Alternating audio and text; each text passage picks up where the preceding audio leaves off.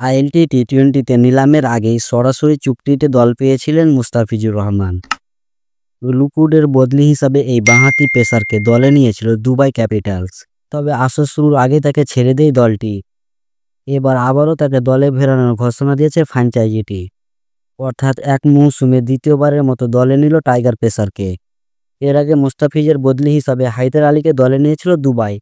ধারণা করা হচ্ছিল একই সময়ে বিপিএল থাকায় মুস্তাফিজ এনওসি পাচ্ছেন না, তাই তার বদলি নিয়েছিল দলটি। শেষ পর্যন্ত আবারও বদলি হিসাবে মুস্তাফিজকে দলে নেওয়ার কথা নিশ্চিত করেছে দুবাই ক্যাপিটালস। আইপিএলে দিল্লি ক্যাপিটালসের হয়ে খেলেন, তবে আইএলটি টি-20তে প্রথমবারের মতোই দিল্লি ফ্র্যাঞ্চাইজির হয়ে মাঠে নামবেন মুস্তাফিজ। জিএম ঋতিকেশের বদলি হিসাবে দলে নিয়েছে তাকে। বাংলাদেশের আরও 2 ক্রিকেটার খেলবেন এই টুর্নামেন্টে। নিলাম থেকে দল পেয়েছেন সাকিব আল হাসান ও তাসকিন আহমেদ।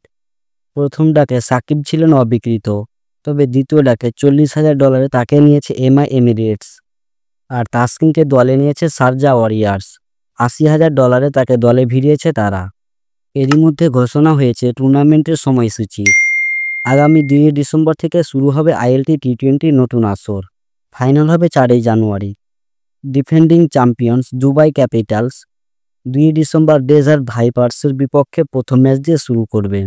আইএলটি টি-20 নতুন মৌসুমে 3 বাংলাদেশের আলো ছড়ানোর সুযোগ তৈরি হয়েছে। এবার দেখার বিষয় দুবাইয়ের হয়ে মুস্তাফিজ, এমিরেটসের হয়ে সাকিব আর শারজার হয়ে তাসকিন কে সবচেয়ে বেশি চমক দেখাতে পারে। ভিডিওটি ভালো লাগলে লাইক করবেন ও বন্ধুদের মাঝে শেয়ার করবেন, আর চ্যানেলে প্রথমবার হলে চ্যানেলটি সাবস্ক্রাইব করতে ভুলবেন না।